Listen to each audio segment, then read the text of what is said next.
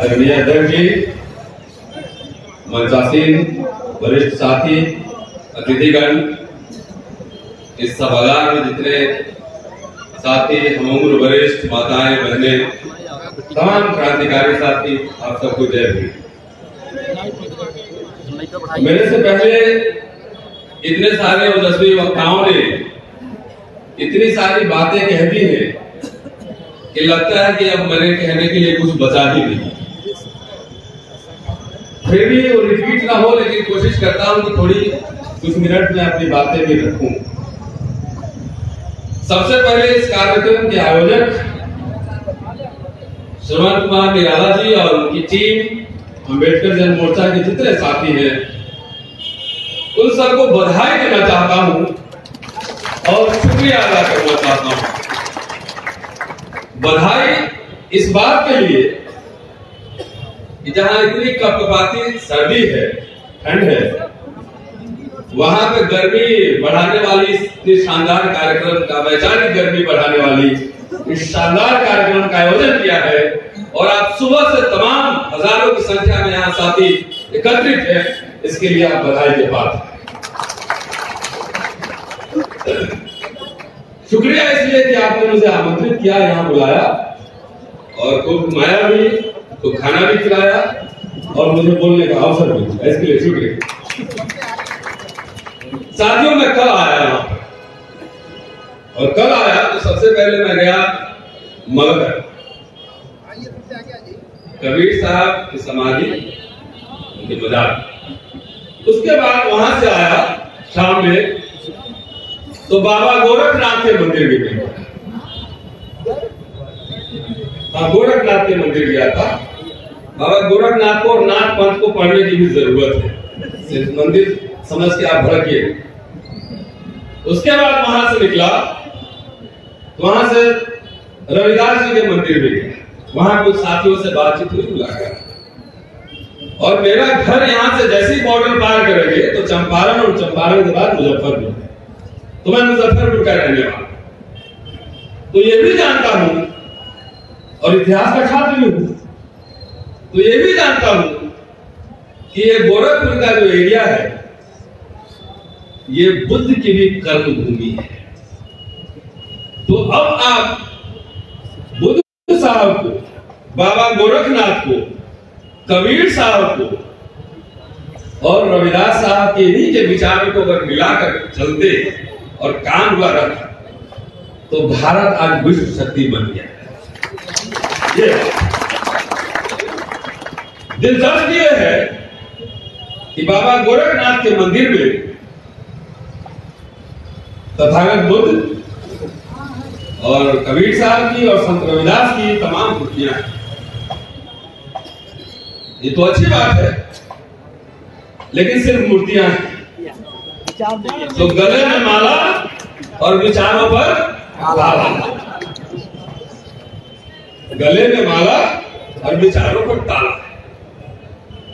बाबा साहब ने भी कहा था 25 नवंबर 1949 को कि भक्ति धर्म में तो मुक्ति का मार्ग हो सकता है, लेकिन राजनीति में निसंदेह तानाशाही की ओर ले जाने वाला मार्ग होता है। बाबा साहब, और इसलिए आप सब वोटर भी है, आप समझ लिए वोटर है कि भक्त है क्या, आपको खुद ही तय करना है कि भक्त सवाल नहीं करता है, भक्त भक्ति करता है, फॉलोअर सवाल भी कर सकता है, अपने नेताओं से सवाल कर सकता है। तो भक्ति अगर कर रहे हैं तो आपके दिमाग में गाय गोबर ही होगा, तर्क और विज्ञान नहीं होगा।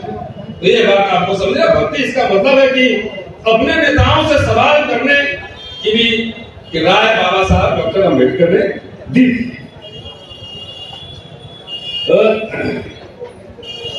अभी जितनी बातें हुई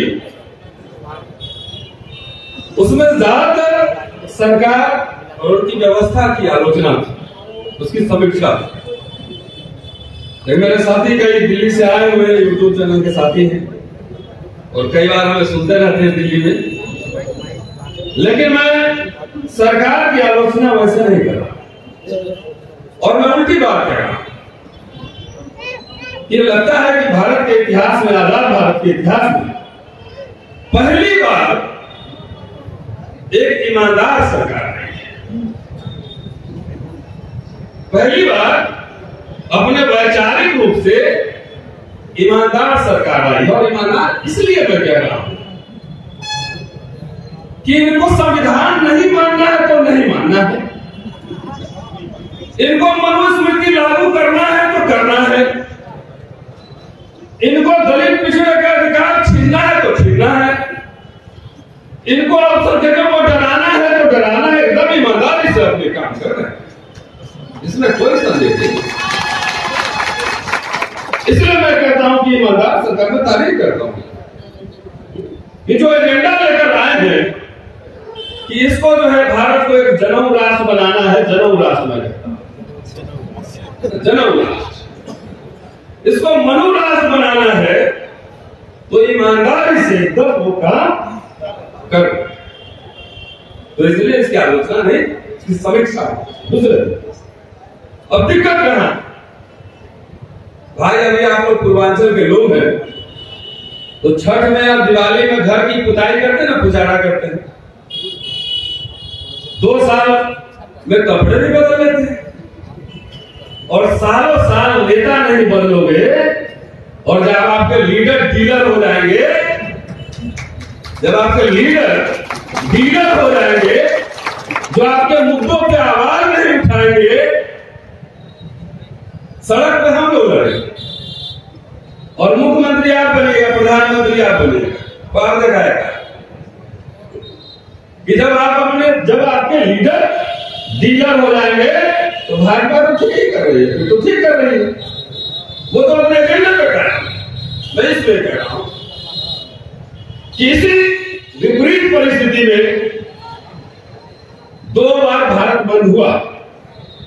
इसको छोड़कर जो पार्टी ट्रेड यूनियन का था 8 जनवरी को छोड़कर पहले 2 बार भारत बंद हुआ, 2 अप्रैल 18 को और 5 मार्च 19।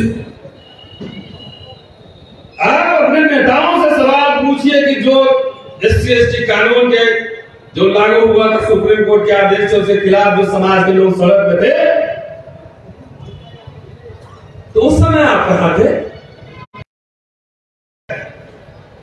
वोट के समय हिंदू बनाती है और अधिकार देना हो तो डंडे पीटती है तो ठीक ही करती। तो आप तो वोट के समय हमें बहुजन बनाते हो और जब हमें अपने अधिकार की रक्षा करनी होती है तो आप अपने मुंह में दही जमा देते, आपकी आवाज नहीं निकलती। ये सवाल अधिकार भी हमें बाबा साहब ने दिया है और बाबा साहब के संविधान ने दिया है। इसलिए सवाल तो हम सबसे पूछे, सवाल सबसे पूछे। एक जिंदा समाज सवाल करता है, एक गुलाम कौम कभी सवाल नहीं करता। इसलिए वोट भी देंगे और सवाल भी पूछेंगे, वोट भी देंगे और सवाल नहीं पूछेंगे। जो समाज अपने नेताओं से सवाल नहीं पूछता उसका नेता तानाशाह हो जाता है, उसका नेता निरंकुश है। नेता के पास मैं जाता हूं, मैं मिलता हूं बहुत सारे नेताओं से, बड़े बड़े नेताओं से मिलता हूं। मैंने कहा कि मैं आपके पास इसलिए आया हूं, मेरी कोई व्यक्तिगत चाहत नहीं, कुछ नहीं चाहिए, मुझे वाइस चांसलर नहीं बनना है, रजिस्ट्रार नहीं बनना है, मुझे एमएलए का टिकट नहीं चाहिए आपसे, मुझे एमपी का टिकट नहीं चाहिए, मुझे मंत्री नहीं बनना है, कुछ भी नहीं लेना है आपसे। मैं आया हूं आपके पास तो समाज के काम के लिए आया, उसमें अगर आप नहीं बोलेंगे तो आपकी समीक्षा करेंगे। ऑन द रिकॉर्ड कह रहा हूं, किसी नेता से जाकर पूछ लीजिए कि मैंने उनसे रेल का टिकट भी कंफर्म नहीं कराया। हमें जो बनना होगा अपने कर्मों से बने, अपने कर्मों से बने। अरे हम तो सीबीआई से डरते हैं, हम तो इनकम टैक्स से डरते हैं, हम तो नहीं से डरते, हम नहीं डरते। क्यों नहीं डरते हैं? कि हमने जो कमाया है वो यहाँ है, वो यहाँ है। अब मारो छापा यहाँ कैसे इनकम टैक्स का छापा मारोगे और ईडी का छापा। खास तौर से मैं आपको इसलिए बात कह रहा हूं, जितनी बातें हुई है ना, ये शिक्षा, रोजगार, तमाम ये सब घटना नहीं, संकेत है। समझिए बात, जब पूरे शहर में बम गिरता हो तो भाई साहब अपना बुलेट प्रूफ घर बना लेंगे ना, तो बचेंगे आप भी नहीं। जब पूरे संविधान ही पर हमला है तो कहां छात्रवृत्ति और कहां रोजगार की बात कर रहे हैं। जब संविधान ही नहीं रहेगा और कैसे नहीं रहेगा तो 5-10 मिनट में टाइम होगा तो मैं बात उस पर रखूंगा। ये सब कुछ नहीं घटना, रोहित को मिला घटना नहीं संकेत था, सांस्थानिक दमन। मैं तो यूनिवर्सिटी में पढ़ाता हूं, मैं तो 22 साल पढ़ा चुका, 23वां साल, और कम से कम 4-5 सुप्रीम कोर्ट तक मुकदमा लड़ रहा हूं। मैं जानता हूं कि लोग क्या चाहते हैं। विश्वविद्यालय क्यों वैचारिक रणभूमि बना हुआ है कि आपके घर से पहली बार लोग एमफिल और पीएचडी करके और लेक्चरर बने विश्वविद्यालय पहुंचे हैं कि जहां पे सिर्फ पहले पूजा पाठ कर्मकांड होता था, वहां पे फातिमा शेख और ज्योतिबा फुले साहब, पेरियार साहब, अम्बेडकर साहब, कांशीराम, कर्पूरी ठाकुर, बीपी मंडल, सब पे चर्चा हो रही है। इसलिए कहीं ना कहीं मरोड़ उठ रहा है, मरोड़ व्यवस्था में। तो इस साहब में बैठे हुए साहब नेता से आके नेता से तोड़े गए। नेता तो जैसे बोलेंगे तो बोलेंगे लगाओ इनकम टैक्स, लगाओ इस पे, लगाओ इनकम टैक्स। ये सरकार को जो परेशानी हो रही है वो हमारे आपके जैसे सोशल एक्टिविस्ट की वजह से परेशानी हो रही है। ये परेशानी हो रही है तो विश्वविद्यालयों से परेशानी हो रही है, ये परेशानी हो रही है तो शोध से, शिक्षा से परेशानी हो रही है। इसलिए चिंता मत कीजिए, आपके बच्चों के जो है स्कूल कॉलेज जाने बंद करने का पूरे इंतजाम कर दिया, पूरा इंतजाम कर दिया गया। चिंता न करें। होता क्या, बहुजन जमात हम 85%। अरे भाई साहब, कबूतर अगर रेत में अपनी आंखें छुपा ले बालू में, इधर बालू अब सोचेंगे कि बिल्ली नहीं खाएगी। ये प्रॉब्लम किसका है? ये प्रॉब्लम बिल्ली का नहीं, करूं का। अगर आप बिल्ली को दही की रखवाली देंगे और सोचेंगे कि दही बची रहेगी तो बिल्ली का प्रॉब्लम नहीं, आपका प्रॉब्लम। ये खेल समझना। हम लोग क्या कर रहे हैं, हम यहाँ आपके बीच इसलिए नहीं आए। 5 दिन काम करना होता है कॉलेज में और 2 दिन शनिचर इतवार। जो भी साथी सोशल मीडिया पे हैं, मेरे फेसबुक ट्विटर से उठा के देख सकते हैं, मेरी कभी छुट्टी नहीं होती है। 2 दिन समाज के नाम होता है, भारत के तमाम भागों में जाकर ये बात करनी। आपसे कुछ मांगने नहीं है, आपसे कोई टिकट मांगने नहीं है, आपसे वोट मांगने नहीं है, आपसे चंदा मांगने नहीं है, कुछ नहीं मांगना। बाबा साहब की वजह से जो पढ़ा समझा और जो तमाम व्यवस्था देख रहा हूं और जो समझता हूं, मैं अपनी ऐतिहासिक जिम्मेदारी समझता हूं कि समाज को जगाना है, समाज को जगाना है। जो समाज जिंदा रहता है उसी के अधिकार, आबरू और सम्मान सुरक्षित होते हैं, उसी के इज्जत, आबरू और सम्मान सुरक्षित होते हैं। इसलिए बाबा साहब ने सारे व्यवस्था संविधान में कर दी, सारी व्यवस्था संविधान में कर दी है कि संविधान का अगर पहला लाइन पढ़ेंगे तो जय श्री राम और अल्लाह अकबर से नहीं शुरू हो रहा है। वो जानते थे ये बात। किसी संविधान का, ऐसी लोकशाही का इस्तेमाल करके भारत में आज न कल कोई तानाशाह पैदा होगा जो संविधान को खत्म करेगा, संविधान की धज्जियां उड़ाएगा।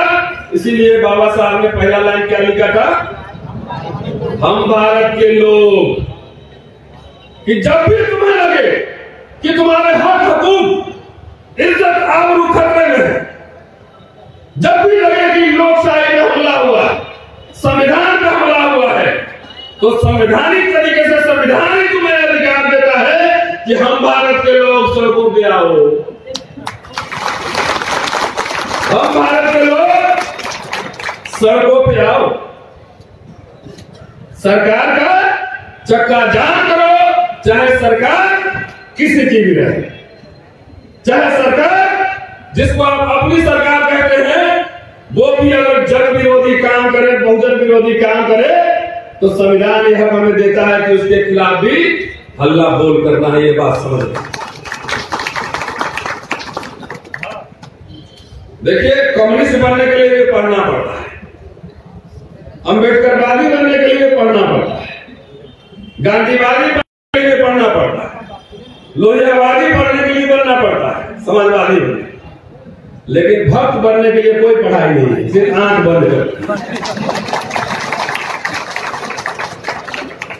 तो आप सोच लो, आप जो भी बनो, चाहे कम्युनिस्ट बनो उसमें भी तर्क है, अम्बेडकरवादी बनो तर्क है, समाजवादी बनो, गांधीवादी बनो, लेकिन भक्त बनोगे तो आंख बंद हो जाएगा, माथे में गोबर ही आएगा और कुछ नहीं आ सकता। और इसलिए मैंने गांधी का नाम, मेरी एक किताब यहाँ पे एक अनुवाद हमने किया है, किताब अरुंधति जी की किताब है, अरुंधति रॉय की किताब है, वो हमने हिंदी में अनुवाद किया, यहाँ रखी हुई किताब। एक था डॉक्टर, एक था संत, उसमें जाति और नस्ल के प्रश्न पे जो गांधी और अम्बेडकर के पूरे जो विमर्श, जो अंतर्विरोध है, उसी है पूरी किताब। लेकिन मैं तब भी ये कहता हूं कि गांधी में, लोहिया में, अंबेडकर में, जवाहरलाल नेहरू में, तमाम ऐसे लोग में वैचारिक मतभेद निश्चित रूप से रहे, लेकिन वो सब मिलकर एक आधुनिक भारत बनाना चाहते थे, इसमें कोई दो राय नहीं। इसलिए जब सावरकर और गोडसे जब खड़े होंगे तो मुझे गांधी, लोहिया, अम्बेडकर को भी साथ ही लाना पड़ेगा। यही बात हमें समझना है, ये बात समझिए कि सब कुछ को मीन में नहीं निकालिए, सहमतियों पे चलने की आदत डालिए कि 51% हमारे आपके बीच अगर सहमति है तो हम लोग काम कर लेंगे। होता क्या है, हमारे बहुजन जमात में देखता हूं, अच्छा इन्होंने प्रोग्राम कराया, अच्छा हमने तो फोन नहीं किया तो हम नहीं आए। अरे हम लोग जैसा आदमी जब भी रहते हैं कि जंतर मंतर में सुनते हैं कोई रैली हो रहा है तो भाषण देना नहीं, भीड़ बढ़ाने पहुंच जाते हैं कि 999 तो मेरे जाने से 1000 होगा। और मोबाइल ऑन करते हैं तो मेरे मोबाइल में 25-30 हजार लोग हैं, तो आधा पत्रकार भी उसी बहाने 2-4 आदमी और देख लेता है। तो मैं कितना नंबर बढ़ा दिया 3000। तो कम से कम हमारे लोगों में दिक्कत यह है कि 98% हम लोग की सहमति होगी और 2% सहमति नहीं होगी तो हम लोग झगड़ा कर लेते हैं। ये आदत को बदलिए। झगड़ा उनमें भी है, मैं इतिहास का प्रोफेसर हूं, अब मैं बताऊंगा कि किसका कितने बार नाश किसने किया था, किसका कितना बार नाश किसने किया, ये सब जानते हैं। लेकिन वो शासक वर्ग है, वो अपने अंतर विरोधों को छुपाता है और मिल के रहता है, अपने एजेंडे पर काम करता है, इसलिए हुकूमत चलाता है। हमारे बीच ये समस्या है कि हम लोग अंडरस्टैंडिंग नहीं डेवलप करते हैं। साथियों, यार हम जहां भी जाते हैं वो आरक्षण में बात सीमित हो जाती है। भाई आप अपना आंख बंद कर लेंगे तो हम कुछ नहीं कर सकते। आरक्षण है कहां पर, ये मुझे बताओ। खत्म नहीं। आप ये मान के चलो कि संविधान खत्म करने की कभी घोषणा नहीं आएगी, राष्ट्रपति के सिग्नेचर से कभी संविधान नहीं खत्म होगा, कभी अधिसूचना नहीं जारी होगी, लेकिन तब भी संविधान खत्म कर दिया। बाबा साहब ने लिखा है, उसी भाषण में कहा था, मैं पढ़ के सुनाता हूं कि 25 नवंबर 1949 को उन्होंने कहा था संविधान सभा के सामने, जब संविधान उद्देश्य को सौंप हुए, कि संविधान कितना भी अच्छा क्यों न हो, यदि उसको लागू करने वाले लोग खराब हुए तो संविधान खराब ही होगा। फिर कहते हैं कि संविधान कितना भी बुरा क्यों ना हो, खराब क्यों ना हो, अगर उसको लागू करने वाले लोग अच्छे हुए, नियत साफ रही, तो संविधान अच्छा होगा। संविधान कैसे लागू होगा यह निर्भर करता है वहां की एग्जीक्यूटिव कार्यपालिका पे, विधायिका पे, न्यायपालिका पे और उसके लागू करने वाले एजेंसीज पे। लागू करने वाले एजेंसीज पे ये लागू, ये क्या आपको लगता है कि इस देश में संवैधानिक ड्यूटी, देखिए त्रासदी, कि संविधान का शपथ लेकर ही संविधान की हत्या हो रही है और लोग ताली बजा रहे हैं। बहुजन जमात के MPs, SC ST OBC MPs parliament में रोस्टर का मसला उठा था 5 मार्च को, आवाज नहीं निकली था हमारे नेताओं की। एक हमारी बड़ी नेत्री है, उन 5 मार्च का भारत बंद था, और उनका ट्वीट आया था 6 मार्च को, 6 मार्च को आया था। तो कोई नेताओं की आवाज नहीं निकलती है, संविधान की शपथ ली जाती है और संविधान की मूल भावनाओं की हत्या हो रही है। ये है त्रासदी इस युग की। इसलिए हम लोग ऐसे लोग आपके बीच आए, इसलिए नहीं कि मेरा भाषण सुन के आप ताली बजा देना। जो बात सुनना, जो समझना, जो पढ़ना, घर घर में जाकर उसका प्रचार करना, चर्चा करना, चाची से, मामी से, भौजी से, तमाम लोगों से चर्चा करना। कभी कार्यक्रम में एजेंडा सेट की होने की बात हो रही थी, चले गए प्रोफेसर साहब। मैं तो सिर्फ एक लाइन में एजेंडा आपको दे रहा हूं कि बाबा साहब ने कहा था कि शत्रु कौन है, शिक्षित कौन है, सॉरी शिक्षित कौन है? शिक्षित वही है जो अपने शत्रु को पहचानता है। तो शत्रु बाहरी भी है, आजकल ज्यादा पावरफुल हो गया है और इसको हमारे लोगों ने भी पाला है, ऐसी बात नहीं है। हमारे लोगों ने भी इसको दूध पिलाया है, पाला। तो बाहरी भी है और आंतरिक भी है कि अंदर अंदर इनके साथ सेटिंग किया जाता है, किसी चीजें बोलना नहीं। तो आंतरिक शत्रु को भी पहचानो और बाहरी शत्रु को भी पहचानो। आंतरिक मतभेद जब भुलाकर 51% ध्यान रखना, 50+1 में सरकार बनती, 100% शुद्ध तो कहीं नहीं मिलेगा, मियां बीवी में तो पड़ता ही नहीं, पति पत्नी में नहीं पड़ता है, बाप बेटा में नहीं पड़ता है, भाई भाई में नहीं पड़ता है। तो ये तो चलते रहे, लेकिन जब बड़ी जमात की बात होती है तो बहुत सारी चीजें भुलानी पड़ती है। साथियों, समय आप लोग ठंडे में थोड़ा सा परेशान भी है, लेकिन क्या करें, आप कुछ न कुछ तो कहीं के जाना, आपका इतना खर्चा भी करवाए और टाइम भी दिए कि साहब जहां जहां सर नवाए, साहब बड़े साहब, यहाँ छोटे साहब, समझ गए बड़े साहब? जिस के सामने वो सर झुकाएंगे वो समझना वो व्यक्ति और संस्थान संकट में। पार्लियामेंट के सामने सर झुकाते हैं, सारा पार्लियामेंट प्रोसीडिंग जो है खत्म। बाबा साहब और सरदार पटेल के बारे में बार बार बात करते, बार बार। तो समझ लेना कि बाबा साहब और सरदार पटेल के विचार संकट में है, खतरे में। ये बात समझ लेना कि बुद्धिमान को इशारा काफी होता है, हर बात बोल बोल के नहीं समझा।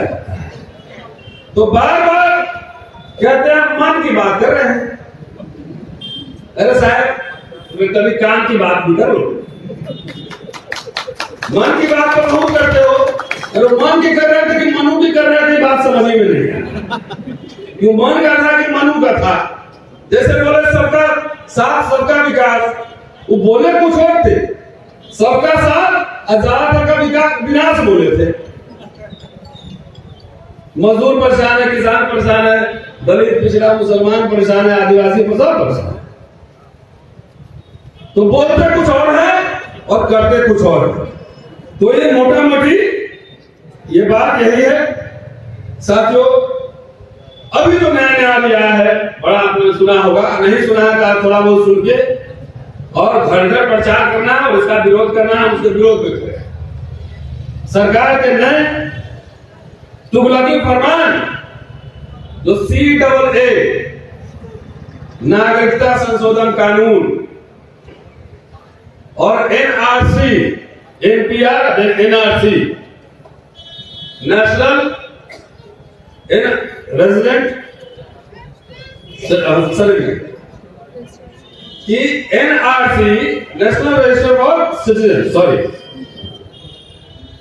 NRC आया है, इसको समझिए जरा, खेल के आगे से इस संविधान की शपथ लेके ही पास हुआ और दोनों सदन से पास हुआ।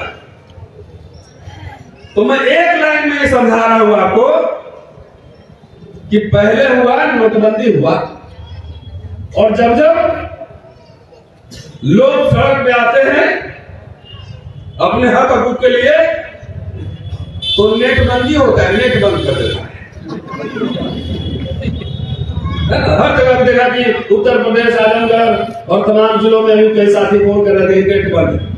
तो नोटबंदी, नेटबंदी और ये जो आया है NRC, national register for citizen, और CAA सिटीजन अमेंडमेंट एक्ट, ये है बेसिकली वोटबंदी है।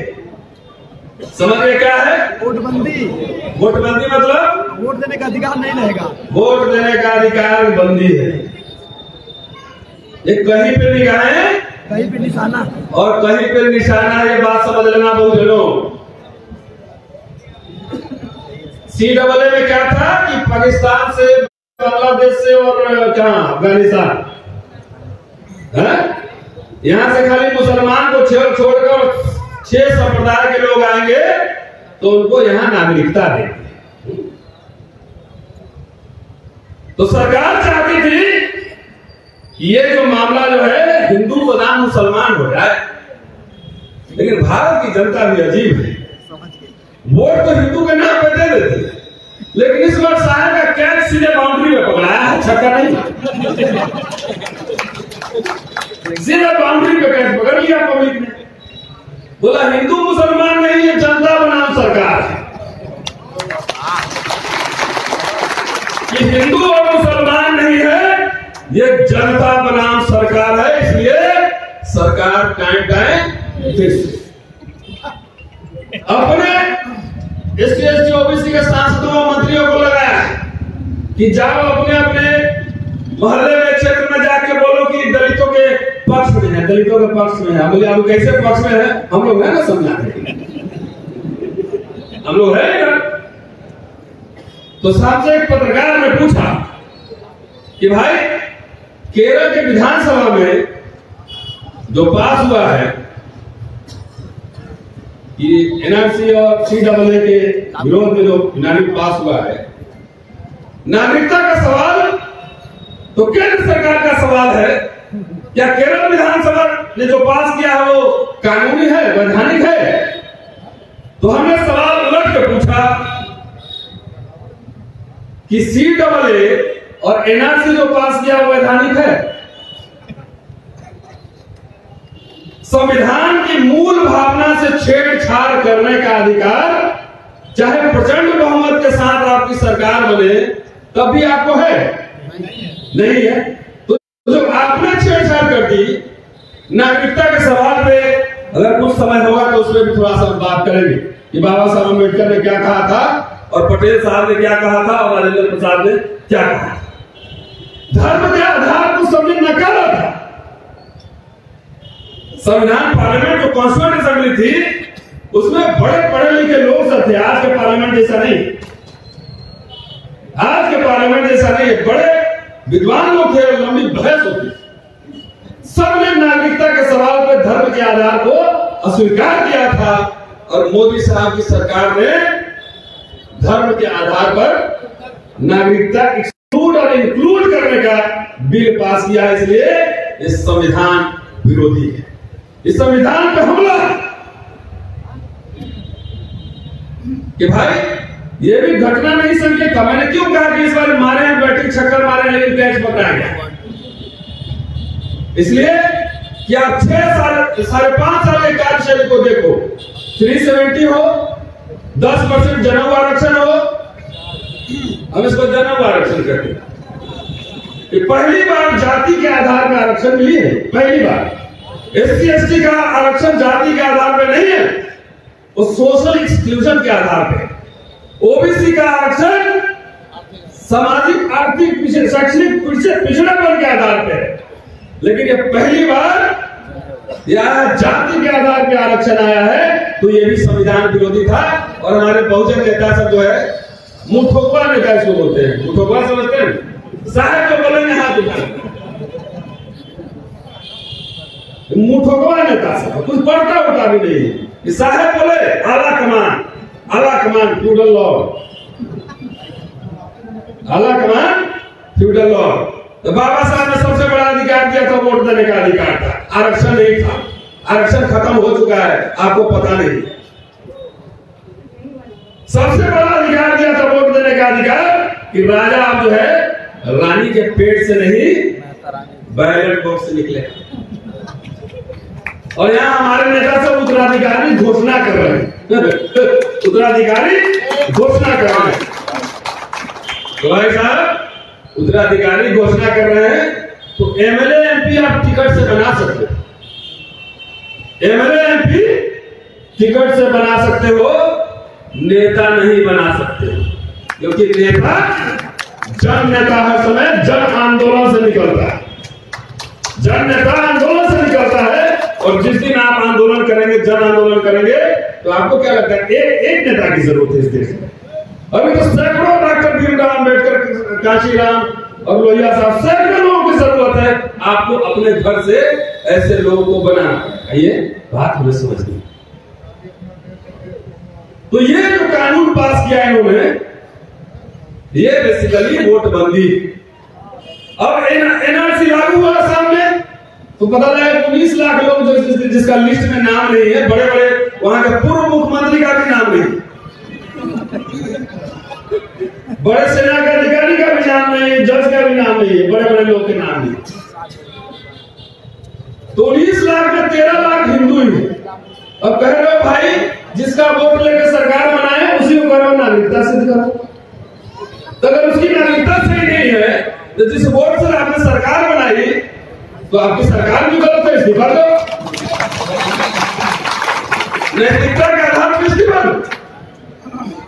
तो बोले देश का राष्ट्रपति है हिंदू है, प्रधानमंत्री हिंदू है, सारा मुख्यमंत्री ज्यादातर हिंदू है, सारे बड़े बड़े पोजीशन पे हिंदू है, सारे वाइस चांसलर हिंदू है, फिर भी कह रहा हूं हिंदू ही खतरे में। तो वाकई हिंदू खतरे में है, क्योंकि आपने इन हिंदुओं को जेल में डाला है, कंसंट्रेशन कैंप में डाला है। इसलिए ये हिंदू खतरे में है, इस देश का नौजवान खतरे में है, इस देश का मजदूर खतरे में है, इस देश का किसान खतरे में है, इस देश का बहुजन जमात खतरे में है। कोई हिंदू खतरे में नहीं। सर को सारा सेना अध्यक्ष हिंदू ही है, सारे सीएम पीएम डीएम सब तभी हिंदू खतरे में नहीं, हिंदू खतरे में नहीं। वो आपके अधिकार जो है, ऐसे जो मारे हुए डर को ऐसे मन फैला के उसमें जब जब खतरा आता है तो आप कहते हो हिंदू खतरा। तो साथियों इसमें कह रहे हैं जो जो प्रावधान इसमें दिए गए हैं, अगर उसको लागू किया जाए एनआरसी में, तो मैं कह रहा हूं कि नोटबंदी में लाखों करोड़ों लोग लगे थे लाइन में, और ये वोटबंदी में 130 करोड़ में से 110 करोड़ लोग भी लाइन में रहे, लाइन में। तो आप सोच रहे कौन सी सरकार है। मान लो 50 करोड़ लोग नागरिकता नहीं साबित कर पाए, 50 करोड़ लोग नागरिकता नहीं साबित कर पाए, तो उसको क्या करोगे, जेल में रखोगे, कंसंट्रेशन कैंप बनाओगे। तो पहले 50 करोड़ लोग तो मान लो अंडा बेच रहा था, पंचर लगा रहा था, मजदूरी कर रहा था, तो अपना घर परिवार पेट तो पाल ही रहा था। लेकिन उसको जब जेल में बंद करोगे तो 50 करोड़ लोगों को तो खाना भी खिलाओगे ना, वो भी बैठा के।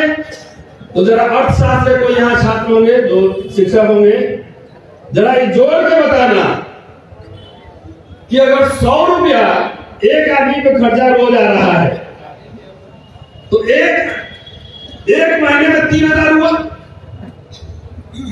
अब 50 करोड़ लोग से उसको मल्टीप्लाई कर दो, इतना पैसा कहां से आएगा, इतना पैसा कहां से आएगा, जरा ये बता देना सर,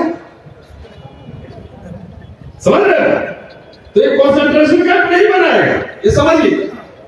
ये करेगा क्या कि आपकी नागरिकता खत्म, वोट खत्म, नहीं साबित कर पाए तो वोट खत्म। अब मेरे पास तो कुछ नहीं है, ना मेरे पास घर है, न मेरे नाम का न जमीन है, कुछ नहीं है, एक नौकरी है, एक वोटर आई कार्ड मेरे जेब में है। वो वोटर कार्ड वालों ने मेरा डेट ऑफ बर्थ गलत लिख दिया है, मैंने लिख के दिया तो वो भी ठीक नहीं कर रहा था। तो नौकरी नहीं रहेगी तो वोटर आई कार्ड होगा, वो बोलेगा ये भी ठीक नहीं, तो मेरी नागरिकता गई। तो नागरिकता जाने का खतरा क्या है, पहले ये समझिए। वो खतरा ये है कि आपके फंडामेंटल राइट्स, मौलिक अधिकार, आरक्षण भूल जाइए अभी, मौलिक अधिकार जो संविधान में सबसे बड़ी बात खाली आरक्षण नहीं, वोट देने का अधिकार है। तो नागरिकता खत्म तो वोट देना खत्म, तो वोट देना खत्म तो फंडामेंटल राइट खत्म। तो जितने खत्म हो गए तो स्कूल जाने का अधिकार खत्म, आपके संपत्ति के अधिकार खत्म, आपके नौकरी के अधिकार खत्म, तो सब खत्म हो जाएंगे। तो ये सरकार कोई जेल नहीं बनाएगी, कोई कंसंट्रेशन कैंप नहीं बनाएगी, ये पूरे भारतवर्ष को ही जेल बना देगी। बोले बहुजनों तुम इसके अंदर हो और हमारे खेत में मजदूरी करो, कोई गौशाला खोलो, कोई बाल काटने का ट्रेनिंग लो, कोई जूता बनाने का ट्रेनिंग लो, यही रहो, सिर्फ तुमको काम करना है। तो ये क्या है? ये मनु राष्ट्र की तैयारी की बात है, इसलिए हम लोग को इसका विरोध करना है। अगर यही संविधान सीधा और सीधा संविधान कहीं पे निगाह है, कहीं पे निशाना है, आप समझते आज के बारे में। अब मैं देख रहा हूं 10 साल बाद क्या होना है वो मैं देख रहा हूं, इतिहास का छात्र हूं, सारी लड़ाई इतिहास में होती। एक बार वो खत्म तो जितने हमारे साहब लोग यहाँ बैठे हुए हैं 3-3, 4-4 फ्लैट खरीदे हुए और 3-3 करोड़ रुपया बैंक में रखे हुए हैं। हमारे साहब बहुजन में बहुत साहब लोग हैं, 4-4 फ्लैट है, बंगला है, फार्म हाउस है, 5-5 करोड़ 10-10 करोड़ फिक्स डिपॉजिट है। ये सारे साहब लोग का भी वो सब वापस आना ईडी के पास सब सूचना होती है, इंटेलिजेंस ब्यूरो के पास और ईडी के पास। सारे साहब लोग का वापस आया, चलो खेत में काम करो।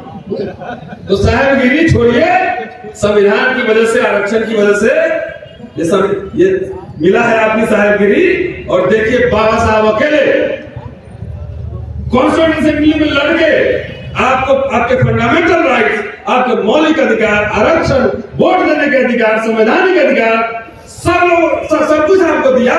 और आज देखिए सैकड़ों एमएलए, सैकड़ों ये एमपी, कितने सारे मिनिस्टर, कितने सारे कलेक्टर, एसपी, कितने सारे बिजनेसमैन, हजारों हजार लोग भूखे रहते, ये सारे आपके अधिकार चले जा रहे हैं। क्यों चले जा रहे हैं ये बात आप सोचिए। क्योंकि आप सब, हम सब अपने और अपने घर के बीच में सिमट के रह गए। कभी हमने पूरे जमात की रक्षा की बात नहीं की, कभी अपने घर से हमने इंटेलेक्चुअल्स नहीं तैयार किए, बुद्धिजीवी नहीं तैयार किए। तो हम कलेक्टर है तो मेरा बेटा भी कलेक्टर बन जाएगा। तो 60 साल तक बेचारा नौकरी करेगा, जब रिटायर होगा तभी दरवाज खोलेगा। तो उसके बाद कहा, उसके बाद एनर्जी नहीं रहती है। हम अपने घर से, हमें इसलिए मैं बार बार कह रहा हूं कि जो पढ़े लिखे सम्राट लोग हैं, जिनके पास थोड़ा पैसा है, अपने बच्चों को आप कलेक्टर एसपी मत बनवाओ, उसको वकील बनवाओ, उसको चार्टर्ड अकाउंटेंट बनाओ, उसको इकोनॉमिस्ट बनाओ, पॉलिटिकल साइंटिस्ट बनाओ, हिस्टोरियन बनाओ, विदेश भेजो। तो खुद बाबूगिरी किए और जिंदगी भर उससे भी बाबूगिरी कराओगे। और जब जमाती संकट में रहेगी, बेचारा गरीब लोग क्या लड़ेगा आपकी लड़ाई? ये लड़ाई तो पढ़े लिखे लोगों को लड़ाई लड़नी है। ये लड़ाई उनको लड़नी है जिनके पास देने के लिए कुछ है। आप जब सड़क पे आएंगे, आप जब कुर्बानी देंगे, आप जब आह्वान करेंगे, तो हमारी जमात, हमारे मंगरू चाचा जो गांव में मजदूरी कर रहे हैं, जो जूता पॉलिश कर रहे हैं, वो तो आपके साथ आने के लिए तैयार ही है। पहले आप अपने कोजी जोन से बाहर निकलिए और कम से कम 10, 20, 50 इंटेलेक्चुअल्स तैयार कीजिए, जो लेख लिखे, जो बोले, जो आपके बीच जाए, बात करे, टिकटाकी नहीं, टिकट वाला आदमी नहीं। ऐसे लोग जिसमें कुछ देने का जज्बा हो। हम लोग तो मास्टर लोग हैं, हम जानते हैं कि भाई जब लिखेंगे पढ़ेंगे, कितने राजे महाराजे आए, लेकिन आज भी कबीर साहब की वहां पे समाधि लगी हुई है, बड़े बड़े लोग जाके वहां नमस्ते करते हैं। तो मरने के बाद अगर जिंदा रहना है साथियों, तो लिखो। जो लिखेगा वही मरने के बाद जिंदा रहेगा, नहीं तो पता नहीं कितने मंत्री, बाबा साहब के कैबिनेट में कितने मिनिस्टर थे, किसी का नाम आपको याद है? नहीं याद। इसलिए बाबा साहब याद है कि उन्होंने इतना लिखा है। उनको जिंदा उनकी मूर्तियों ने नहीं किया, उनको जिंदा उनकी किताबों में किया है। इसलिए मरने के बाद जिंदा रहना है, किताब लिखो, आपकी लिखो। मुझे लगता है मैंने ज्यादा वक्त ले लिया सर की ट्रेन है सर, 2 मिनट में खत्म ही कर दूंगा। अध्यक्ष जी बगैर बोले जाएंगे, कभी इत्मीनान से अकेले आएंगे तो फिर और विस्तार से चर्चा करेंगे। और थोड़ा सा क्षमा के साथ थोड़ा सेमिनार टाइप का रखा जाए और उसमें चर्चा करें तो ज्यादा थोड़ा सा और बात बनेगी, थोड़ा विस्तार से बात रखने की का मौका मिलेगा। तो मोटा मोटी बात हम लोगों ने समझ ली है। क्या बात है, जब मैं स्टेज पे आया था तो दुष्यंत साहब की कुछ पंक्तियां किसी साथी ने सुनाई थी।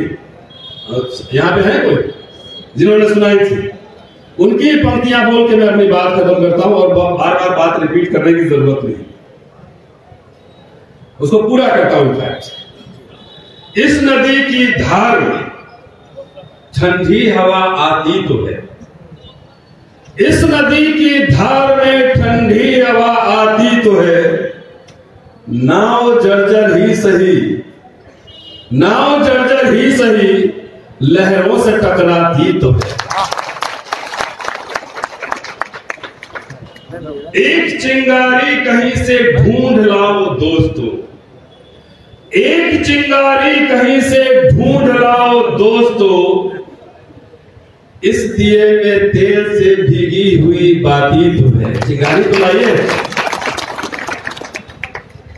एक चादर सांझ ने, एक चादर सांझ ने सारे नगर पर डाल दी, यह अंधेरे की सड़क उस ओर तक जाती तो है। निर्वचन मैदान में लेटी हुई है जो नदी, निर्वचन मैदान में लेटी हुई है जो नदी, पत्थरों से ओट में जाके बतियाती तो है। बात तो कर, बात करना, कम्युनिकेशन करना जरूरी है। एक और जरा ठंडी है, थोड़ा गर्मी का एहसास दिला दिया जाए तो दुष्यंत साहब की एक पंक्तियां और उसके बाद करो। हो गई है पीर पर्वत सी पिघलनी चाहिए, हो गई है पीर पर्वत सी पिघलनी चाहिए, इस हिमालय से कोई गंगा निकलनी चाहिए। आज यह दीवार, आज यह दीवार पत्तों की तरह हिलने लगी, शर्त लेकिन यह थी कि बुनियाद हिलनी चाहिए। जिस मनुवाद की बुनियाद हिलाना चाहते हैं उसको हिलाने की क्या तरकीब होगा सोचिए। हर सड़क हर गली, हर नगर हर गांव, हर सड़क हर गली, हर नगर हर गांव में हाथ लहराते हुए हर लाश चलनी चाहिए। जिंदा है तो जिंदा दिखना भी जरूरी है। सिर्फ हंगामा खड़ा करना हमारा मकसद नहीं, सिर्फ हंगामा खड़ा करना मेरा मकसद नहीं, सारी कोशिश है कि ये सूरत बदलनी चाहिए। मेरे सीने में नहीं तो तेरे सीने में सही, मेरे सीने में नहीं तो तेरे सीने में सही, हो कहीं भी आग लेकिन